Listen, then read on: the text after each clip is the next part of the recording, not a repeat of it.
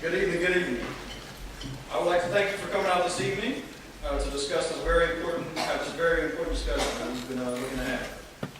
The silent epidemic, the educational needs and challenges of African American males. I've been looking forward to this conversation for a while now, and I'm sure that by having this conversation, we will be one step closer to addressing the needs of some of the major challenges that we have with our kids here in the community. My name is Charles Hill. I'm the relationship manager for United Way of Central Ohio's Key Club. And for those of you who may not know, Key Club was established 15 years ago by a small group of inspired local African American leaders who look to create an innovative organization that will strive to engage and empower the untapped resources of African American professionals and business owners in Central Ohio. In a very short time after its inception, 3 important goals were defined by this group. Build a reputation of the United Way in the African American community, maximize leadership giving from the African American community by effectively communicating how United Way is impacting the community, and finally, enhance collaborative relationships with African American volunteers, businesses, and community leaders. Today, Key Club is one of the premier African American giving organizations in the country, boasting nearly 500 members who have generously contributed almost $13 million to United Way of Central Ohio's work to improve lives and strengthen our community. Before we get started, let's have a few housekeeping items for you all. First and foremost, I want to let you know that we do have coffee and cookies to your left. Right? And then we have water to over here on the right-hand side. And I want everybody to do me a quick favor, because I know you all have them.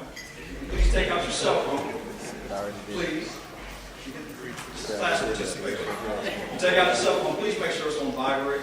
We will be recording tonight, and we do not want to wreck the flow of our special guest speakers and everything going on. So if you can please make sure that it's on vibrate. I know sometimes we all forget, but if you can do that for me. And also, I want to let you know that we will be tweeting live here about this conversation that we're having. So you can tweet live your questions and comments to our panelists. You can go to #KeyCOC. Again, that's #KEYCOC. We would love to hear from you. At the end of the conversation, we'll actually open up an opportunity for you to be able to ask some questions to the panelists. Our moderator will actually lead you there, and we'll switch this microphone over here to your left. One last note real quick, as we get started here, I want to let you all know that Key Club, we will be having a reception on November the 22nd. This is for the Blue Smoke exhibit at the Western Center of Arts on the OSU campus. Following that reception, there will be a live performance by the Byron Strickland Quartet starting at 7:30. That show currently is sold out, but don't fret, we took care of you.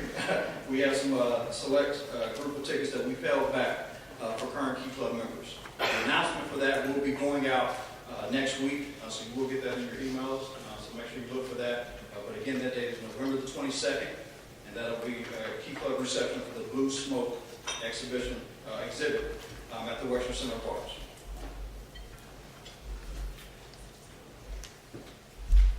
I have the distinct pleasure, which I'm really excited about, to bring up one of our special guests, a man that really does not need any introduction. He's here tonight to get the evening started and get kicked off the right way. A man who needs no introduction, a man who's been leading this great city for over 13 years, a man who's helped revitalize our downtown, a man who's helped create over 39,000 jobs in Central Ohio, and also a man that has one of the coolest glasses in Central Ohio. So, the man who's cooler than the other side of the pillow, I would like to say, give me a warm welcome to the best mayor in the country, Mr. Mayor Michael B. Cole.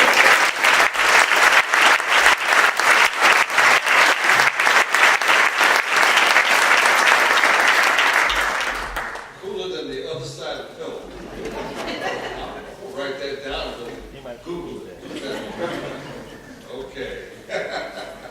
Thank you very much, and it's so great to see all of you here this evening at the Blackwell, and to talk about something that's very important to our community, to our city. I want to thank United Way. I'm a Key Club member.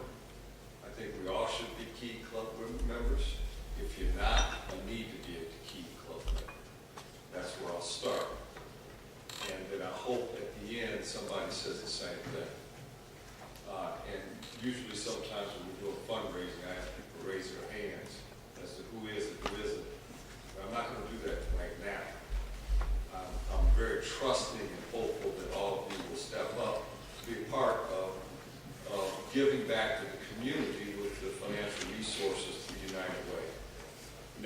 doing a great job.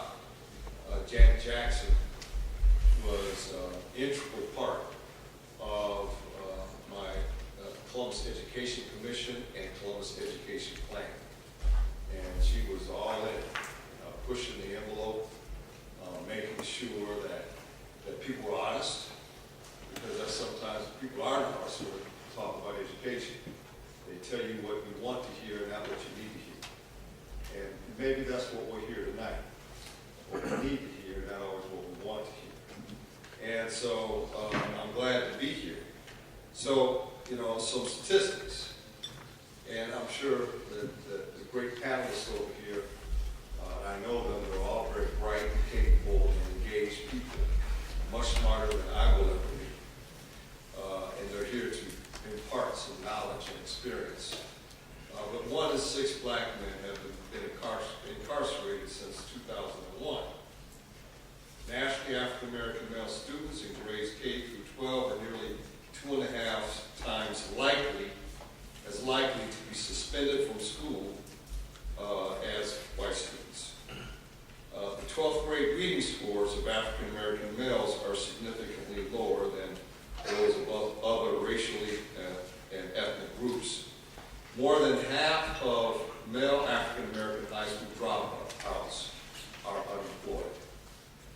And although 45% of black men 25 and older have attempted college, only 16% have a 4-year degree. So those are startling figures. And in this effort in Columbus, the focus on education is serious, is real, and we want change. We want change now. And you all know that we have seen a lot of issues with our public schools, public education in Columbus. And we have seen a community intervention led by me, Janet Jackson, and those 25 Columbus Education Commission board members. And so what's on the ballot is issue 50 and 51, which represents the reform we feel that is necessary to lift up education. And so in this process, I learned a lot about education. I learned 3 things about education. I don't run the school district. I'm just an intervener in the school district to help out. The 3 things I learned, first thing was about education policy. I know more about education policy than I ever wanted to know I know now. The second thing I learned in this intervention process is education politics. Education politics is far more complicated than education policy. Education policy is clear what works and what doesn't work. Innovation is important. There isn't enough of it. Education politics is about the blame game. And the blame game is about blaming somebody else for the failure of our children, in this case, African American children, from going on and doing great things in life and the community. And so in the politics of blame, when you point to somebody else, how many fingers are pointing back at yourself? 3. So part of this discussion in Columbus with issues 50 and 51 is not to engage in the blame game, but into the responsibility game. And that the truth is that the person to blame is the person you get up in the morning and look in the mirror, that's the person to blame. We all have blame. I accept blame. You should accept blame. And so when you accept blame, you also have to accept responsibility. And the responsibility is ownership of the issues and trying to do something about it. Fix it. Fix the problem. Do everything you can do to fix the problem. And that's what issues 50 and 51 that I want you to vote for on November 5th does. Helps fix the problem, but not by itself. It's going to continue and need folks to engage. The third thing I learned about education in this whole process is the first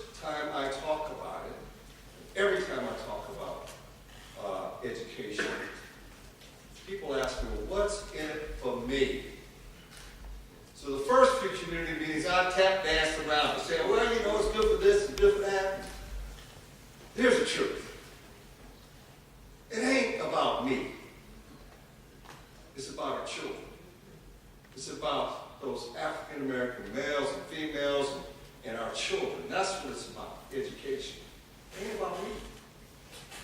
I can't stand up here and say, this is what you're going to get. It's going to be fundamental to you. This is about them, our young people.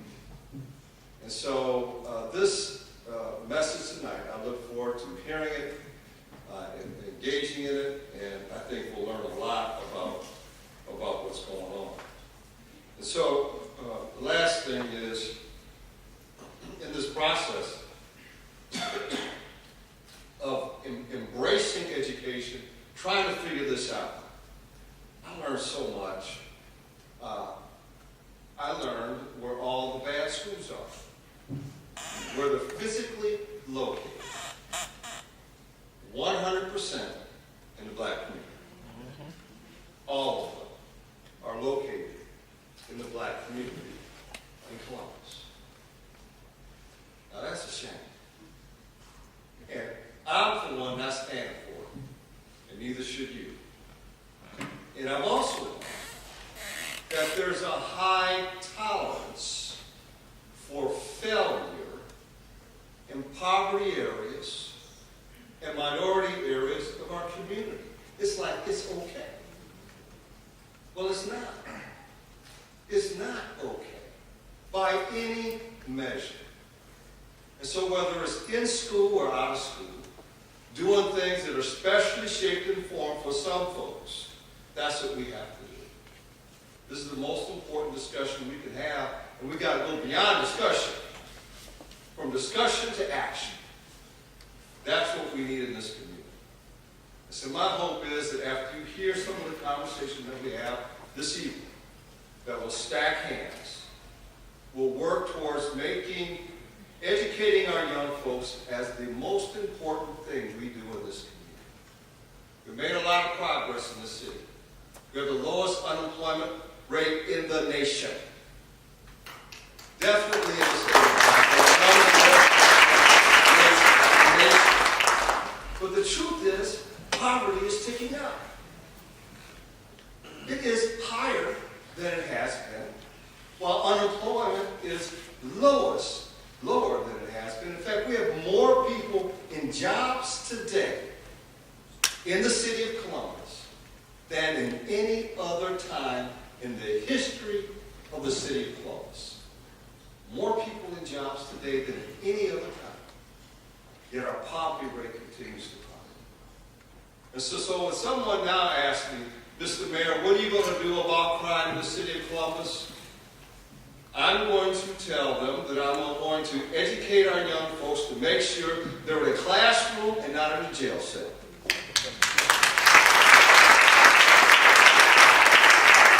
I say, Mayor, what are you going to do about housing in the city of Columbus? I'll make sure our young people are educated enough so that they can have the financial wherewithal to own their own home in the city of Columbus. And what are you going to do about jobs in the city of Columbus?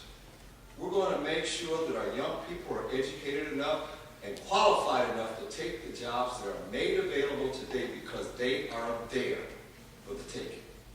We're just not getting it. And Mayor, what are you finally going to do about poverty? What we can do about poverty that addresses poverty more than anything else is what? Education. That's one thing my mom and daddy, my grandma taught me more than anything else. It kind of just hit me. Education touches everything in our lives. And so, with this discussion about black males who are falling behind, we cannot allow that to occur. So these great folks will talk about what we need to do. We'll move from discussion to action. God bless you. Thank you.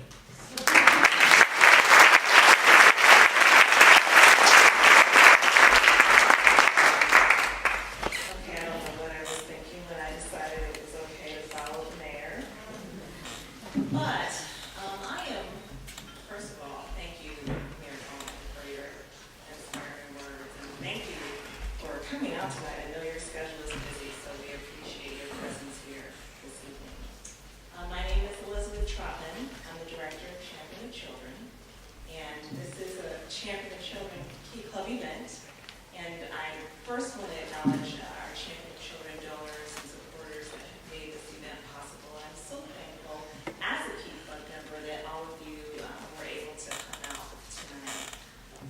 know that I stand in between you and the discussion, and I will introduce the panelists.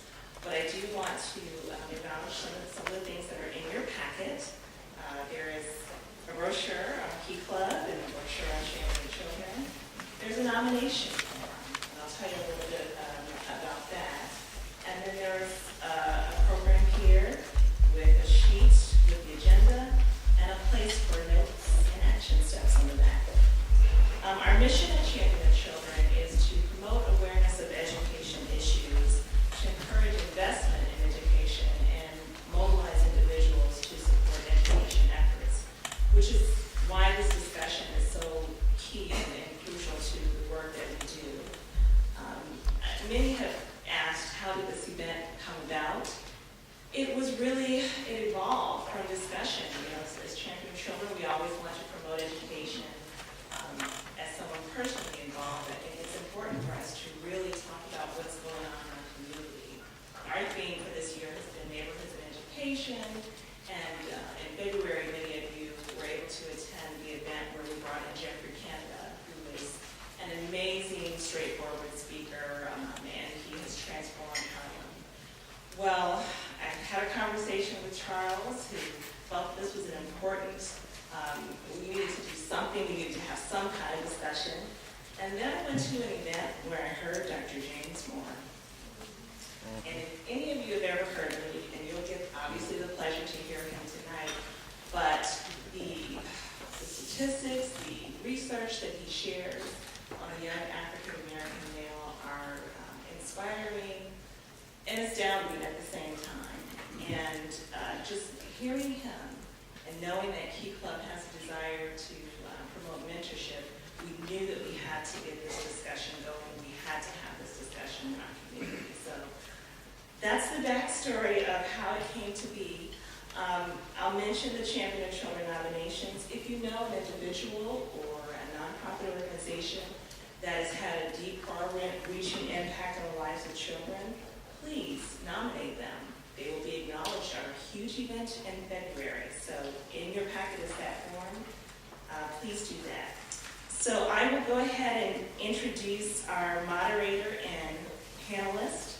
I'll begin with Todd Tooney, our moderator and the charismatic leader of City Year Columbus.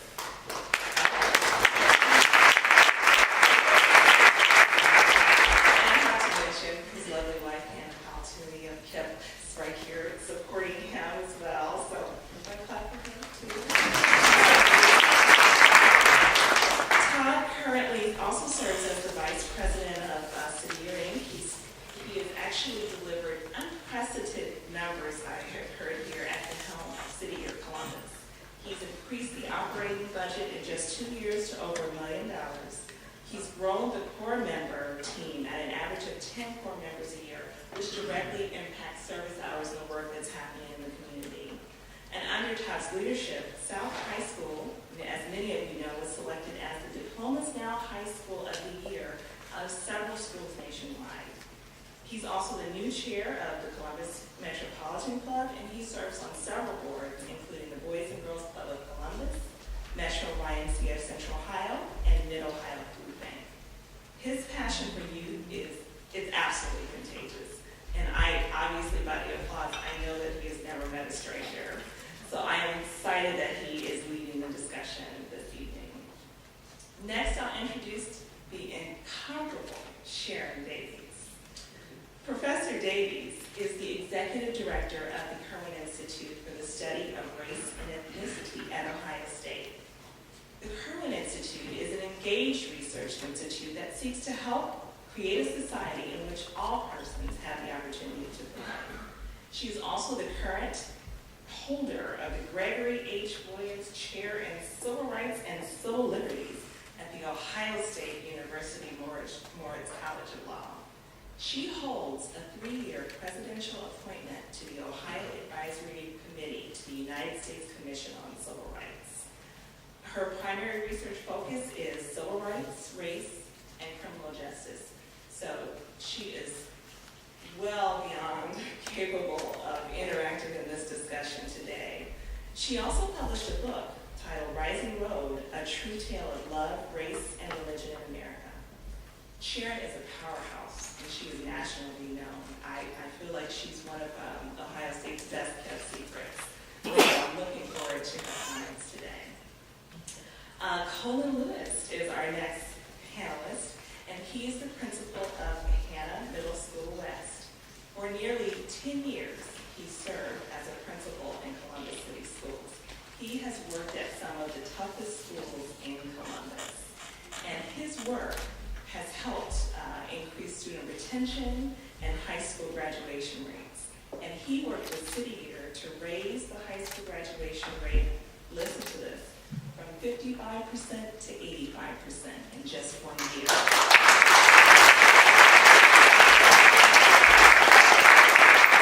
So he's the turnaround specialist, and I call him our boots on the ground. He's working with our youth day in and day out, and now he has the perspective of urban education and suburban education. And finally, I will introduce the man who inspired it all, Dr. James Moore. He has so many titles, we couldn't put it all in one line. Dr. Moore is an associate provost in the Office of Diversity and Inclusion, where he also serves as the inaugural director of the Todd Anthony Bell National Resource Center on the African American Male at The Ohio State University. He's also an EHE Distinguished Professor of Urban Education in the College of Education and Human Ecology. He has a national and international research agenda that's focused on all of the things that we're going to talk about this evening. School experience, factors that impact outcomes for pre-K through 20 students. And his focus is obviously focused on African American males. He recently co-edited a book called African American Students in Urban Schools, Critical Issues and Solutions for Achievement, and he has published nearly 90 publications. He's always on the road because he actually resides in Virginia, and he's participating in a program that is preparing him to serve as the president of the university.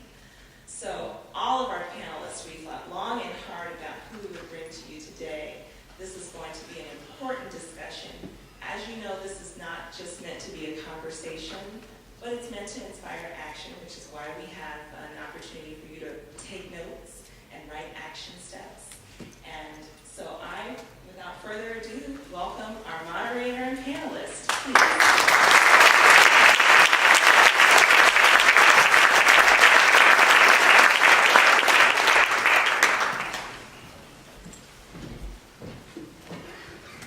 Thank you, Elizabeth. And I want to say thank you to everyone for being here tonight. It's an important issue, and I'm honored to be here with this team panel to discuss it and to really have what I believe to be a rich conversation around how we can engage the issue. With City Year, and I just want to make one correction. So City Year is a part of an organization or an approach called Diplomas Now, which is a collaboration between community and schools and also Johns Hopkins University, talent development. But we worked with Principal Colin Lewis. Not he worked with us. I mean, it was his vision, his leadership that allowed for us to be successful at that school and to make the type of results and impact that we were able to accomplish. So I just wanted to state it one more time. We were able to take 93% of their freshman students through his leadership and our work as a Diplomas Now collaborative into 10th grade on time and on track to graduate in 2016. And it's worth a round of applause because that school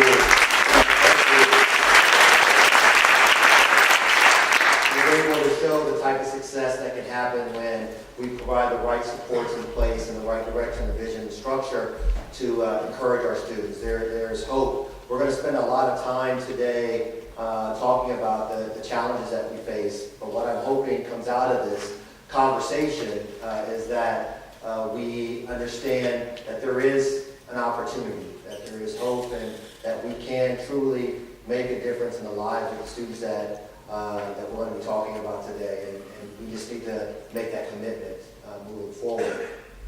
You're going to hear a lot of statistics tonight, and we're going to present them because I think the numbers are important, and I know that our panelists believe the numbers are important.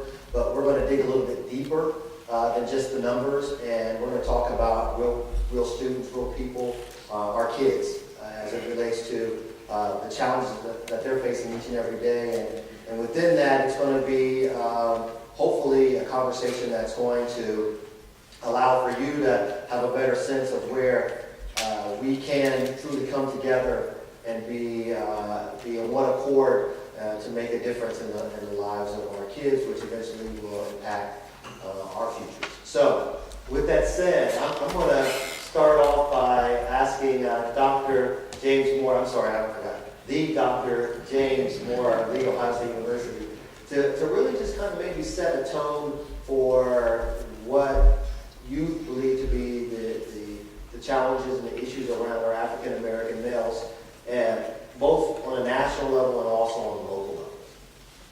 Well, first of all, let me say what a privilege to be here and honored to be participating in this conversation, which with such an esteemed group of panelists. We're losing black males throughout the educational pipeline. A long time ago, we could say, well, we can only get them out of high school and we'll be fine. But we're losing them at the elementary, the middle, the high, and even when we get them in college, we're losing them at the undergraduate level. And we're losing students all the way to the PhD level. And if you don't believe it, come to graduation at Ohio State and see who's in the roll call. But in American society, we have grown accustomed to black males not cheating, and to the point that it's a norm. But in 1985, as we think about it at the college level, white women passed white men, and then it became a national crisis. And if you remember in Newsweek in 2000, early 2000, they produced a publication talking about the boy crisis. And the new image of the boy crisis wasn't the black man. In all actuality, black women, you've been kicking our butts for almost 100 years. That no one has really paid much attention to that. And rightfully so, I understand that the sisters, particularly the ones I talk to all the time, are saying, yeah, we're kicking your butt, we've been kicking your butt, but we're not making the same amount of money as brothers. Most of the things that I like to think it is not an intellect issue. It's primarily an issue of how they're perceived in society. I would say from the day that they're conceived and they come out of their mother's womb, a stigma and inferiority follows black males everywhere they go. Black males are often seen as a part of the group rather than an individual. And you can't escape it even when your mother got a JD or PhD, or got a degree from Yale, or got it in the mail. It doesn't matter, you can't escape it. And if you don't believe, you go to New York City. You can have a suit on, or you can have sweatpants on. You get the same degree of the treatment. And because of that stigma, people engage African American males much differently than they do their counterparts. And oftentimes, because of the way they engage them, they don't afford black males with the same kinds of opportunities that other groups are afforded.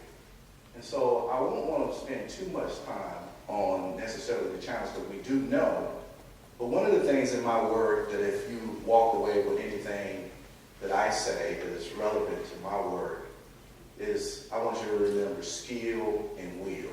Skill and will. What I found all throughout the educational pipeline and what the Common Core discussion is not talking about, we think if we ensure that every state has the same delivery of materials, that everybody is going to get, it's going to afford them a quality education. That's what advanced placement is supposed to do. And we learn when the students matriculate at Ohio State that not all AP is created equal. Even when you send your kids to Fairfax County public schools in Virginia, they're not created equal. When the middle income is $92,000 for families, it's still not created equal. If my colleague Donna Cole was here, she would say we're still trying to desegregate our advanced placement and accelerated learning classrooms. Primarily because when people, I just had a conversation with my wife, and in Fairfax you get gifted, talented programs. My son did in 3rd grade. I said, I want you to be prepared before you lose it, because it's going to happen. When it's time to get in their gifted and talented program, it's going to be interesting to see what the teachers say about your son. So I want to get you prepared, so I'm going to start therapy right now. And so I'm going to close on this. Skill, will. Some black males got the skills, but they have no will. They're not motivated to get it done. And I just asked our best and brightest black males when they matriculated here. I asked them, how many in here? And we had about 60, I think about 60 who matriculated from all around the country. I said, how many hours do you spend studying, not counting homework, not counting homework from Sunday to Saturday? I only had one black male who said over 10 hours. So, skill, will. Some have the will, but some don't have the skill because they have academic gaps. I think if we address those two elements, now, some people don't like to hear what I have to say, and I understand it, but my research suggests poverty's been around since the beginning of time. And black folk have been achieving in spite of since the beginning of time, right? But something has happened fundamentally with our young males, and it's not limited to the students, because their daddies did the same thing. And it's something that is fundamental that I say if we can address the skill-will gap, then we can address the achievement gap, which a lot of people, because Asians spend more time studying than any of the rest of the group in this country. So they spend 40 hours a week on average, if you look at social science literature. And you look at black males in our study, we surveyed 800 black males. They only spend 5 hours. So time on task, skill and will are the critical things that I would say that are impacting the educational experiences of black men. And it's impacting it because of how they perceive in the environment and the kinds of support that they're being provided to ensure their success. We've seen in some of our work, some of the research that's been led by Bob Balfour at Johns Hopkins University that speaks directly to that. And really he speaks to it in the context of effort. And if we can get students to apply more effort to their day-to-day work, show up to school, right? Be engaged in class, do their work, behave, right? And just do what it takes to be successful in the classroom, that they can in turn have 10 times more likely chance of graduating high school and going on to successfully a college or career. So the research has shown that the skill and will really truly does make a difference in the ability for our children to be successful. You mentioned poverty, and so I just want to read some statistics, and you're going to have to just bear with me because I think it's important that we put a lot of these numbers around the conversation. So this is a report that was put together by the Children's Defense Fund, Portraits of Inequality in 2011. It says that black children are 3 times as likely to be poor as white children. Black children are more than 3 times as likely as white children to live in extreme poverty. Half of the poverty level or less, which is $11,000 for a family of 4. 4 million black children, more than 1 in 3, live in poverty in 2009, represent an increase over 150,000 since 2008, and almost 500,000 since 2000. 40% of black children are born poor, compared to 8% of white children. So poverty has continued to be something that plagues our community.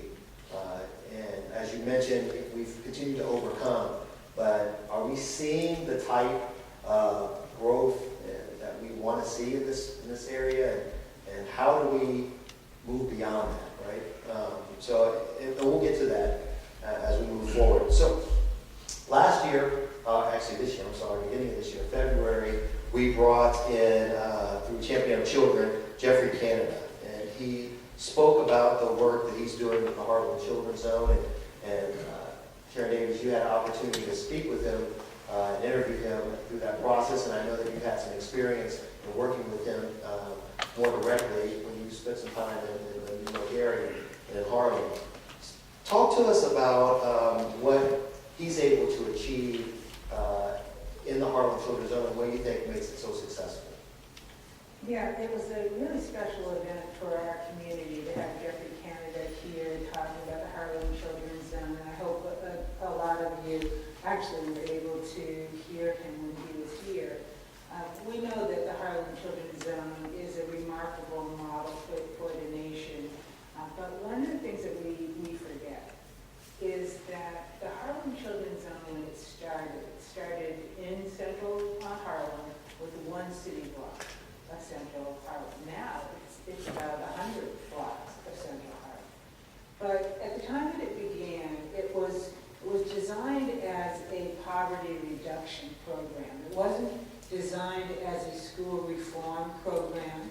It wasn't contemplated at the beginning of the zone's creation that it would have run schools of its own at all. Now we forget that because over time it evolved, and the Promise Academies, which is so well known for now, are come first to our minds. But those academies didn't even start at the beginning of the zone. What Jeffrey Canada's idea was that it was necessary to surround children with the structures that are essential to positive student outcomes and educational outcomes that we want. And so he focused at the very beginning on the family and supporting families of children, understanding that what went on within the four walls of the school building were a piece of it, but only a piece of it. And so it was necessary to look to see whether the caregivers in the household were employed, whether there were critical health conditions or illnesses that the family was struggling with, whether the children had safe passage to school, and whether the parents themselves were equipped, even from the day that the children were born, to be the kind of parents that would help their children arrive in pre-K and kindergarten at the level that we want them to arrive at. So his efforts and energies went into creating a zone around the family, and that is the right model for us. But we spend a lot of time, and quite frankly right now, in Columbus, with our focus on the Columbus City Schools, we are focusing a lot of energy on the school buildings themselves. That is important, that is a piece of it, but it is only a piece of what it is that we need to attend to when we are talking about the challenges for African American males and African American females in those school systems. No, thank you for making that point. Excuse me. I think what we see is that there's always this interest in trying to identify one element, one aspect of what we believe that can make a true difference, when really it's a comprehensive, holistic approach that we need to be thinking about. And quite frankly, it's the resources around family that I think needs to be a little bit more concentrated on. So I'm going to read some statistics. You open it up for me, read some statistics around family structure. So nearly 60% of poor black families with children have at least one working family member. Fewer than 40% of all black children live with two parents, compared to 75% of our white counterparts. 50% of black children live with only their mothers. Black children are more than twice as likely as children to live with neither parent. Black children are 4 times as likely as white children to be in foster care. Black children are 7 times as likely as white children to have a parent or a parent in prison. And 70% of black babies are born to unmarried mothers, more than twice the rate of white babies. And so I think this is some startling statistics that go to show how challenging it is when you don't have the full support and family structure around our children. I'm going to open this question up to you, Holden Lewis, Principal Lewis, because I know that in your work in the school building, you always found ways to encourage parents and to be engaged, and you took an approach of establishing an open door school. Can you just talk about where you saw community as well as family engagement as a part of the success that you saw not only at South, but through your career in school? Yes, I think that it's important to get the family involved, but one of the things that I would always talk to my staff about is what do we want parental involvement to look like? Because our middle class perception of what parental involvement should look like is not necessarily what the urban perception is. And so when you talk about families and parents who work multiple jobs, who can't get to the school immediately, who we expect them to stop, drop, and roll, we cannot assume that they're going to be involved in the fashion that we would like for them to be. So when I talk to my parents and my staff about what is parental involvement, I try to get them to understand that parental involvement is when your child comes home from school, what did you do today? What did you learn today? Talk to me about what is going on in the schoolhouse. I don't need you to come up to the school and make copies. I don't need you to come and be hall monitors. We have adults who get paid to do that. What I need you to do is hold your child accountable for what they did during the school day when they get home, and we'll take care of what happens in the schoolhouse. And when you approach parental involvement from that particular perspective, you can get a lot more engagement. You can get a lot more accountability from parents because they know the expectation is that you're not running up to the school all the time. But when the school calls, it is going to be something that is high need, and we need you to address it. And we need you to be involved in your own special way. But for us, the most important thing is making sure that they're engaged at home and that you hold them accountable when they get home. One of the things I can say that I appreciate about some of the things that were happening at South High School was that I think we noticed that there were some parents that, quite frankly, just did not have a good experience themselves when they were in school. And so they were discouraged from even being engaged with the school, and then when the school was calling to talk with them about their students, typically it was about something negative that their child had done. And so we noticed a shift in that once we started calling parents to talk to them about the good things that their students were doing and the good things that their kids were doing in school. So I think beyond, go ahead, please. Well, there's a misconception also that educators have that parents know what to do. So when you call home and you say your child is acting up or that they're struggling in this particular class, there's an assumption that the parent knows how to fix the problem. And one of the things I try to encourage my staff to do is when you make that phone call about Johnny or Tyrone turning out the party, you also need to give the parents some feedback on, here's what I need you to do. This is what we did in my class today, and here's something that you can ask him to solidify that learning that took place in my classroom today. So you also have to provide the parents with strategies, because it's easy to throw them under the bus and say that they're not doing what they need to do, but if we're not equipping them with the skills to help us be successful on our end, shame on us. So I'm going to ask a broad question and just to hear how you all respond to it. So what's the problem with our black boys? I'll start. And I'll say one of the things that our young men, they don't have a sense of self-worth. They identify with money, clothes, material things for their identity, as opposed to the intrinsic, this is who I am. I'm a proud young man. I'm a scholar. I can do anything that I set my mind to. And I think that a lot of them don't necessarily believe that. And their measurement or the measuring stick they use for success is not something that we were traditionally raised with in terms of how we were measured. Because for us, and I would assume that's everyone in the room, your education was the gold standard. And I think for our young people nowadays, is what can you acquire and how much of it? And that's a status symbol as opposed to how many degrees do you have? You know, what can you talk to me about if we're on a cross-country flight? Can you talk to me more about more things than just sports? Well, I slightly disagree. I don't think the problem is boys, black boys. I think it's systems. We expect for kids to adapt to the schools, but why won't the schools adapt to the kids? The schools say they're school-centered, but they're not. And I've had the privilege to go in 39 low-performing high schools in the state of Ohio. Very few people have that privilege. And some of the things that you see that we have dramatized and created in the media about how flawed black boys are.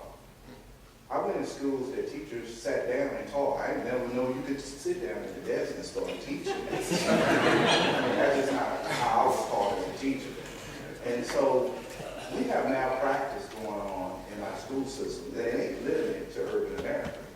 I've been in the Delta, I've been in the urban America, I've been in Appalachia, and I've been in some of the most affluent suburban schools. Black males are getting shortchanged in public schools. And, you know, if we had a frank conversation, we all can talk about the stigma, inferiority that affects black boys. They're seen as a problem, and you respond accordingly.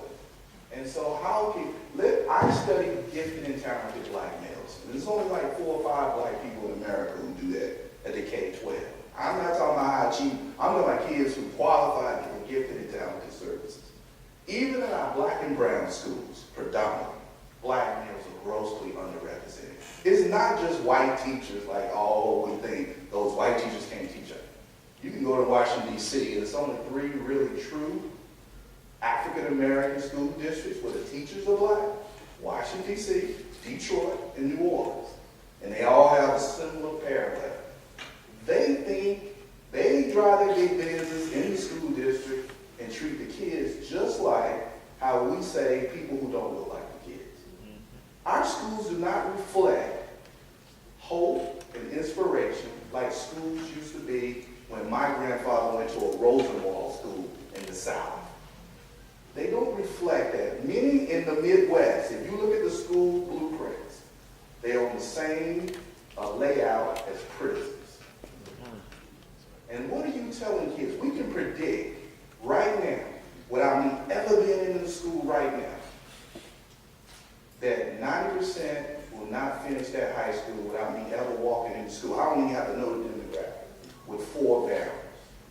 In some school systems, like Indiana, that's about 7 states, unless they change their public policy, that we all should be outraged. You give up on a baby at 3rd grade and say, I'd rather build a prison than to educate them. And so naturally, our young boys are angry. They're angry at their dads, and even the dads who have a PhD and JD, we talk about working poor, working class. Unfortunately, I'm in Ohio State. I'm not with my son right now. We have middle-class people who are not spending quality time with their kids. Columbine was not poor people. And I think it's important that we recognize if you're poor, that's just financial resources. But that does not mean you don't have intellectual depth and breadth. And so I think what is most important, what I think is happening, that's fundamental, and I see it from adults, even in my work, I'm a counselor by training. If you give your brain away, you may not ever get it back. And what I see what teachers do, they destroy the existential spirit of young boys. And guess what? I've seen it with my own son. I've seen it with my own son. And I told the teacher, there's 2 things you can't do to my son. You will not break his spirit. Because if you ever seen a lion go to the zoo, open the gate, and see if the lion will leave. He's not the same person that he used to. The schools are toxic, and the longer the kids stay in some of these school systems, that we say good schools. I tell my wife, good schools for me is how the black and brown boys do. It ain't what the ACT scores, because we don't score. That's right.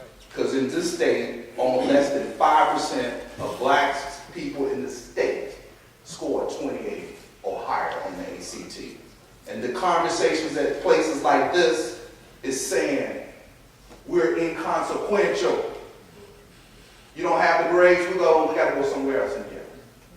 If we improve graduation rate by 5, and this is what I would say if the mayor was here, when he said, why is it important? Most of my talks are people who don't look like me. And they want to know that question, why more should we be? It's an economic imperative. We improve 5% graduation rate of black males. This state say $200 million. That ain't no small chunk of change. Right? And so what I always say, it's important that we don't look at it as social justice, because when it's economic turbulent times, this country don't care about social justice in the same way. But when we got money, even in institutions of higher learning, we'll start saying, let's pull back diversity. Let's go back to the ancient days. And the way racism works today is say certain groups don't score well on the GREs. Certain groups don't score well on it. They ain't told us who we are, but we all know what them certain groups are. And so I think fundamentally it's not the boys. I think, because I'm going to tell you, and hopefully I'll get a chance to tell you what we did at Ohio State that is fundamentally is an example that what all places can do.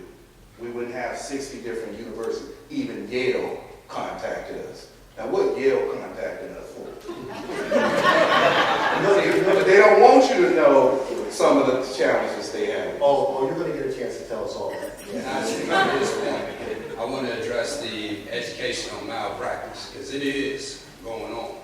And I'll give you an example that happened that I shared with the panelists earlier today. I'm out of the suburbs, and where I go to school or where I work, it's known, it's in the brochure. So I'm sure I'll be getting a call from the superintendent tomorrow after I say what I'm about to say. I'm the only black person on my staff besides the night custodian. And you can check the demographics. 40% of our student population, African American. I am the only person of color that they see during the day. And if they stay for an after-school activity, then they'll see the night custodian. I had a young man that came to my office today, and I'm like, help me understand why you're in here. Miss So-and-so sent me down. I'm like, oh, okay, so let me investigate. So without having to do much investigation, Miss So-and-so came down to the office to say, Mr. Lewis, I had to send Dominique down here to your office. And I gave him the option of either doing the work in my class or coming to the office to receive the consequence. Okay. I'm like, is there anything else you need to add to the discussion at this point? No. Okay, well, you go back down to your classroom, and me and Dominique are going to have a discussion.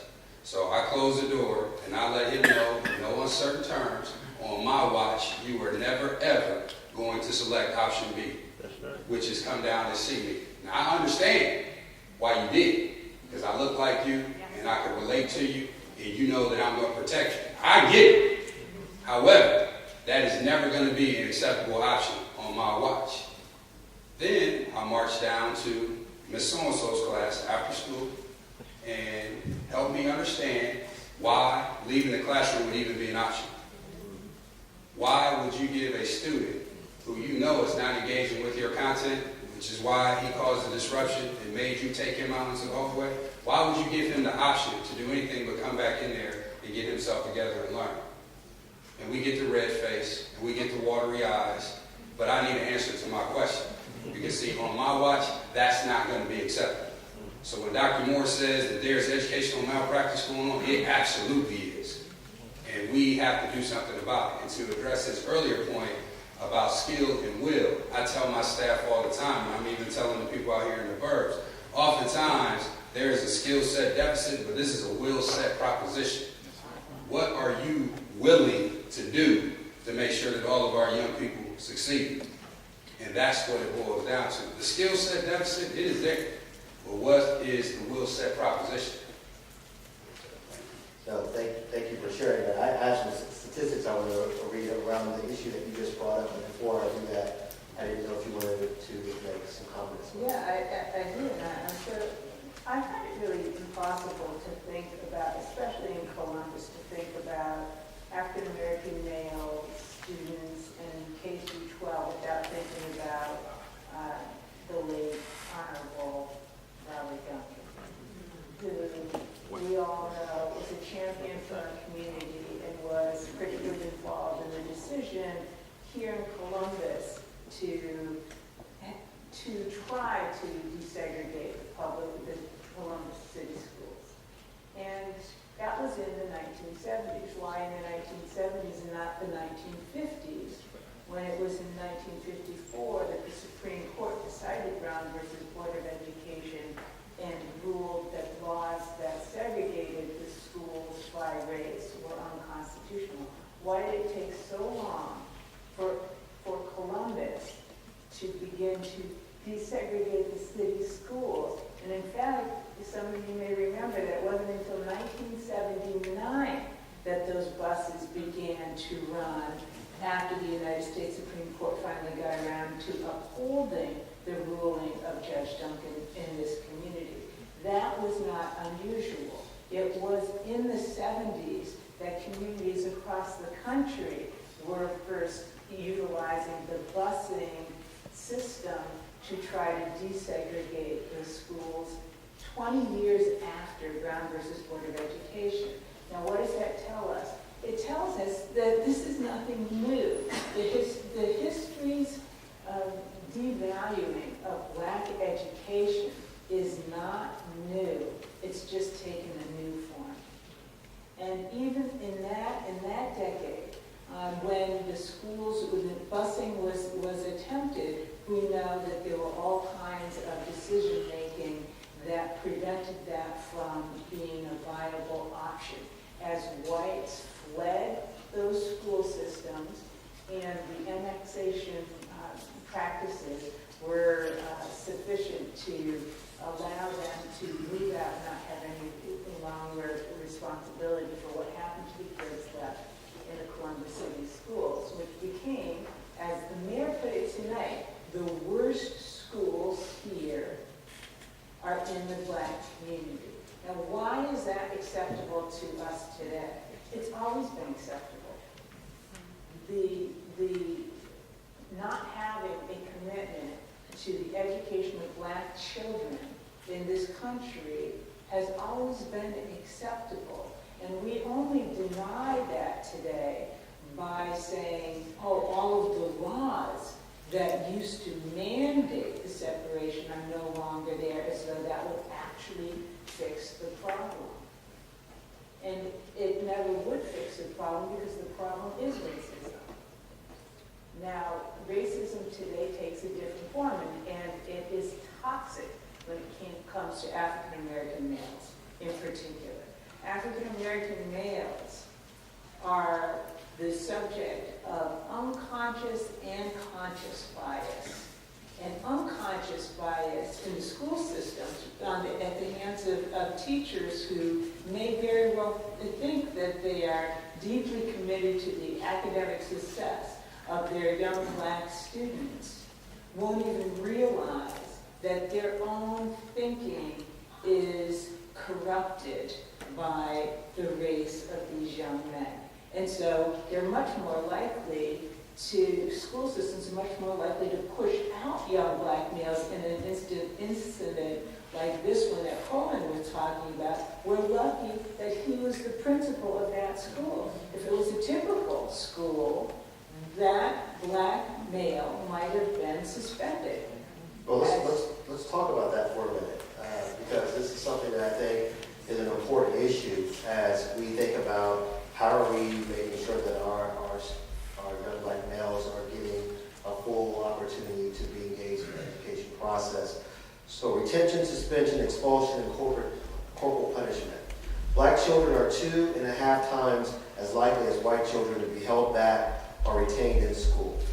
Although black students comprise only 17% of students in public schools in 2006, they represented 35% of all students who experienced corporal punishment, 37% of all students who were suspended, and 38% of all students who were expelled.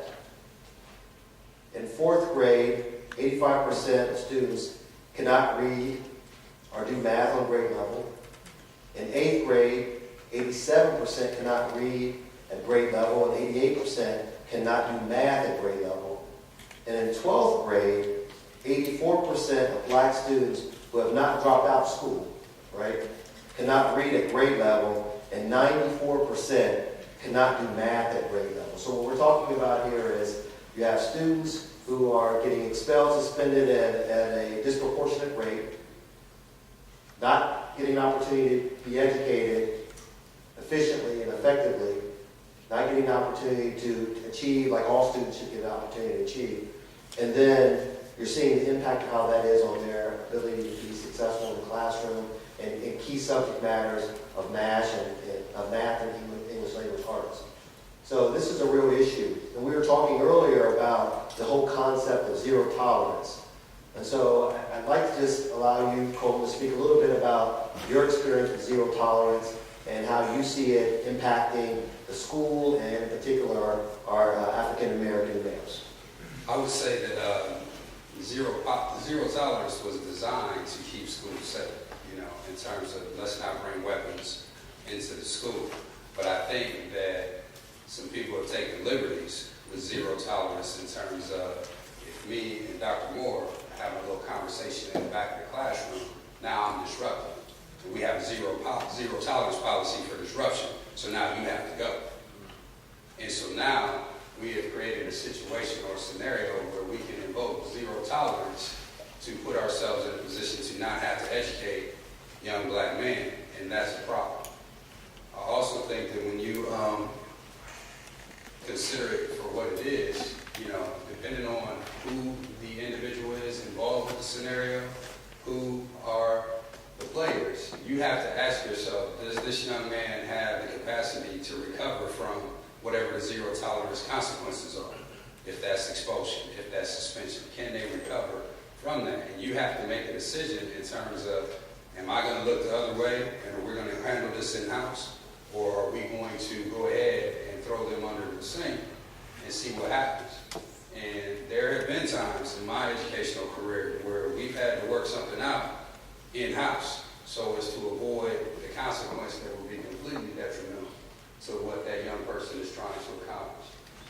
You spoke earlier today when we were having this conversation about the difference between what you've seen in the urban school district and what you're seeing in the suburban school district. Can you talk a little bit more about that? I think more important. And just one of the things that we discussed was that at my particular school now, we have 8 a.m. detentions, we have after-school detentions, we have Saturday school, we have in-school restriction. There are a lot of different discipline mechanisms in place before you get to suspension. Suspension is the last line of defense, whereas when I was in Columbus, you go home because there is no in-school restriction. There aren't teachers who are willing to run detentions unless they're being paid for. There aren't alternatives to discipline beyond suspension in some settings, and then you are forced, when a student does something that leaves you no alternative, whether it be cuss a teacher out, assault another student or something like that, you have no alternative but to send them home. And when you have unions who say to teachers, you have the choice whether or not you give the student the work to make up when they return, we've now further decimated the educational opportunities of those young people because when they come back, they're behind. And we've not given them an alternative to close that gap that already exists. So I shared earlier today with a panel that I saw some statistics that basically stated that it really doesn't matter whether it's in an urban school district or a suburban school district, our black young boys are still struggling. And they're still being challenged. And I really would like for you to speak, Professor Davis, to the point that you made, because I think it's an important point to make around that there's still a difference though. Yeah, and I'm sure all of us were really disturbed to read in the Columbus Dispatch about a few weeks ago that even affluent black students are achieving less well than what we would like them to do relative to white peers. And so only part of the explanation is what we refer to as at the Kirwan Institute as the opportunity gap. Really, when we're talking about academic achievement gaps, in our view, we look at it as an opportunity gap for the most part, because there are so many black children who are from severely disadvantaged communities and neighborhoods that they are starting off already way behind, years behind their peers, and it's very difficult. And they also attend schools in other conditions that are challenging in ways in which that's not true for other children. But we see gaps too for black performance in other metrics as well. The answers for that are understudy, and they're complex, and they're multiple. Part of the explanation that researchers are offering is that teachers' expectations of black students are different, are qualitatively different and lower. And so, children pick up on everything that we expect of them. And if they perceive that we regard them as less intelligent than their peers, then they will begin to internalize that. There's a whole body of research that is about stereotype threat that shows that black students underperform, not just black students, other women will underperform if you trigger their femaleness on math tests. And black students will underperform as well as a result of the internalization of stereotypes that they are surrounded by all year long. That's if they're not pushed out through the system to these disproportionately applied discipline policies. So I think there are a number of things that we have to worry about.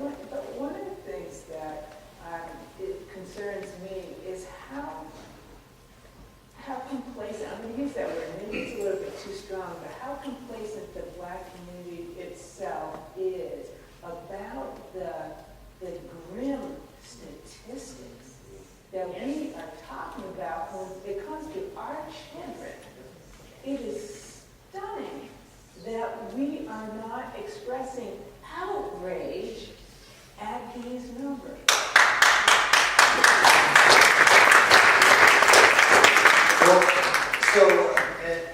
Let's talk about those numbers, and I want to talk about them here at the local level. I was able to pull some statistics from the urgency of now, which if you are interested in this report at all, it was captured in 2012, and it's interesting enough, it's blackboyreport.org, right? So it really talks specifically to our issue, and they're able to take it from a United States level to a state level, and I also pull some statistics specifically for the city of Columbus. And so the graduation rate, interesting enough, from 2007-8 year to 2009-2010 year, went from 41% for our black males to 45% in Ohio, and then in Columbus specifically 35% to 41%. So I just think it's interesting that it shows that there actually was somewhat of an increase. The out-of-school suspensions in Columbus in particular were 36% of the students who attended Columbus City schools, compared to Cleveland at 18% and Cincinnati at 2%. Hey, I thought that was stunning as well. So there are obviously some really challenged areas that we have here locally in Columbus. But I think we spent a lot of time talking about it now. A lot of weight has been put on our shoulders, which is rightfully so. Can we talk a little bit about what we're seeing as some successes? And I want to start with you, Dr. Moore, because I know that at a higher education level, you've really been a part of an organization that's making a tremendous difference in the lives of some of our black males here at Ohio State University, as well as you shared being looked at across the country as a model of best practice for getting our students to and through college.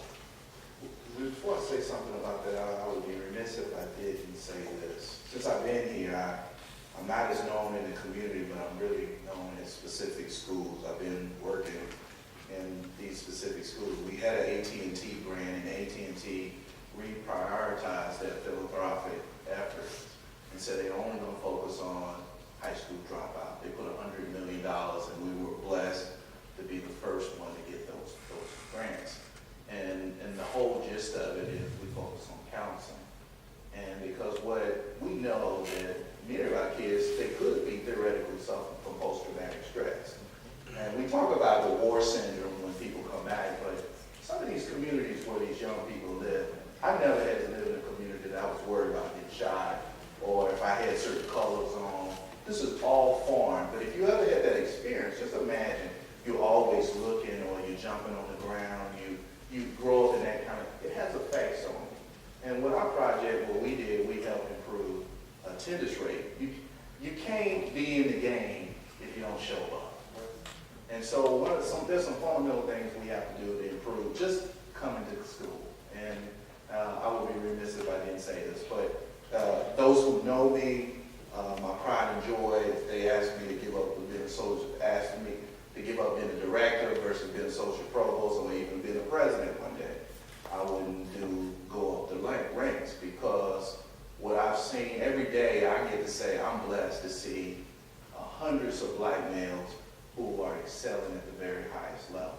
I like to think, I had a dad who came to me at the beginning of the year and said, my son chose Ohio State, but Berkeley had a better engineering. But I said, well, we do better with black males. Berkeley don't do well. They call us when they want to do black males. And so the dad said, yeah, you're right. Right. And when I first came here, I said, because I'm fascinated with Elaine Locke, and Elaine Locke was the first Rhodes Scholar. And when I first came here in those meetings, I said, we're going to produce a Rhodes Scholar. And they looked at me, Ohio State only produced like 2 or 3 in the history of it. But when you say a black male is going to be a Rhodes Scholar, but anybody know about it, it's not just because you're brilliant. You've been shepherded, you've been mentored, you've been developed. I'm successful because I was developed to be successful, not because I was brilliant. And what a lot of young people don't have, even when their families have education, is that constant dose of development. And so I'm here today. I've been asked to Morehouse College, and I'm friends with numerous of them, that produce the data. We have nearly 500 black males with a cumulative 3.0 or better at the undergraduate level.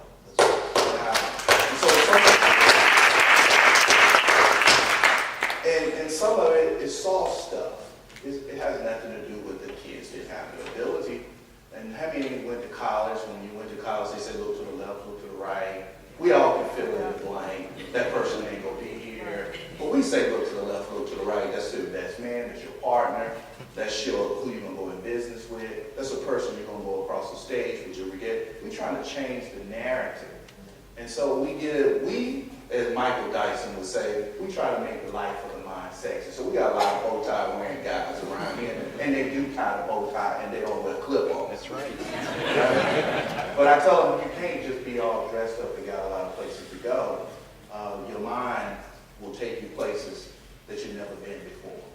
And that's one of the things that I always like for people to know. Great minds come from 2-room shacks in the rural South, or they come in from the ghetto. More than prostitutes, pills, and drug dealers come from the hood. Great minds come from those places too, but they have to be nurtured and developed.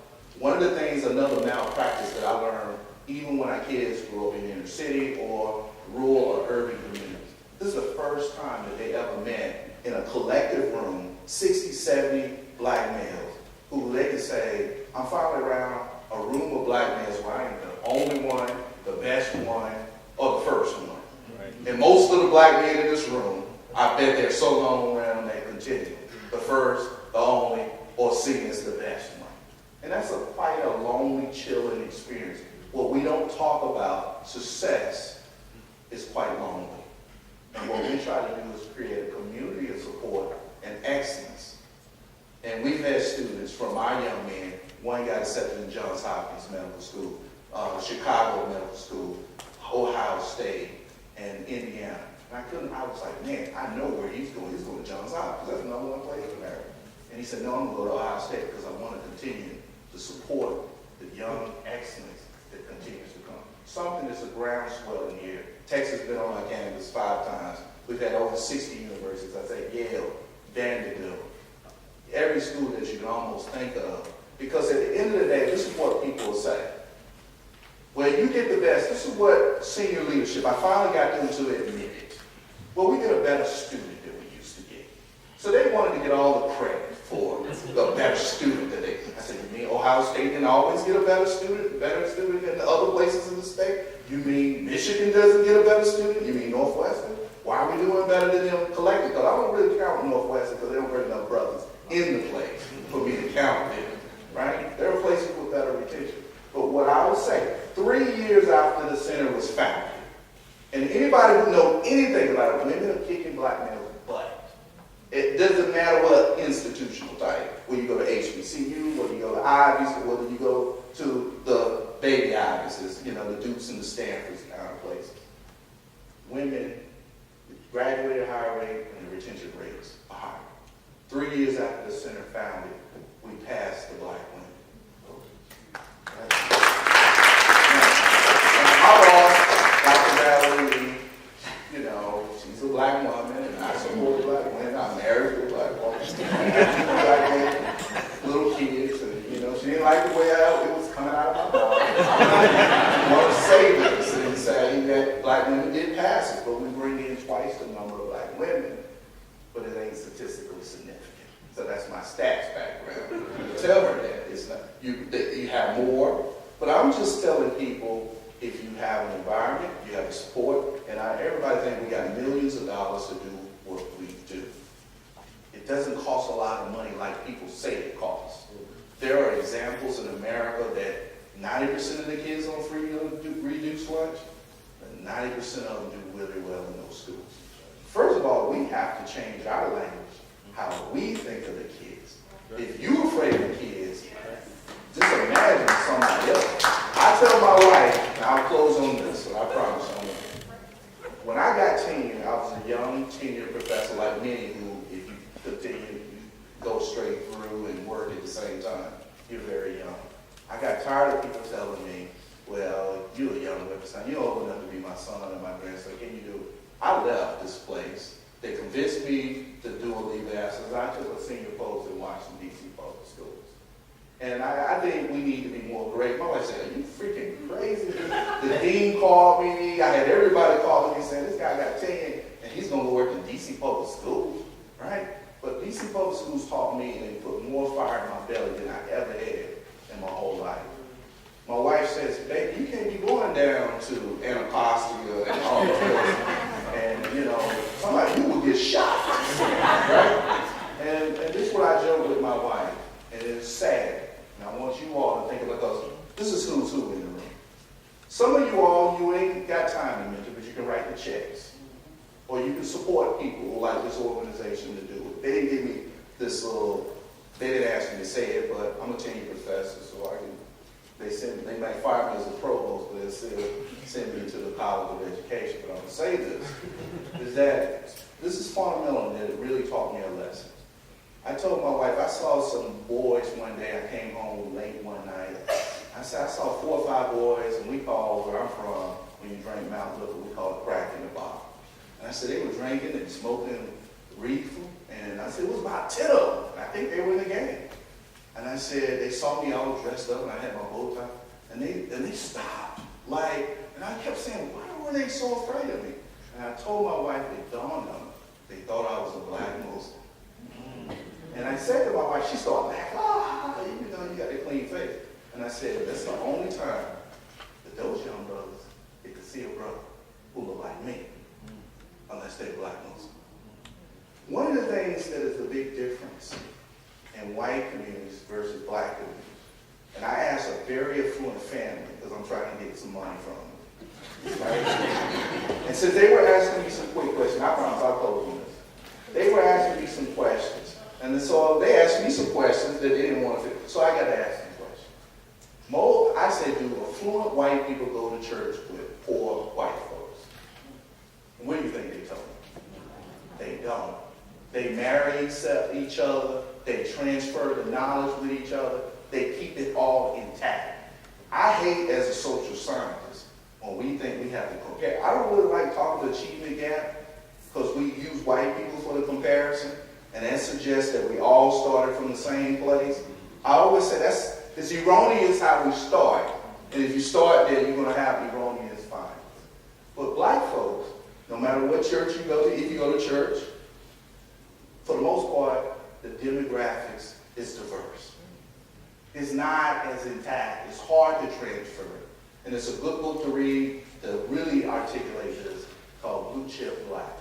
And it talks about how our communities are still connected to us, and sometimes it's hard to maintain some of the values that you as middle-class families, and some of you may be first-generation college students, and you may have cousins who might not even graduate from high school at a family reunion, but that's still your cousin.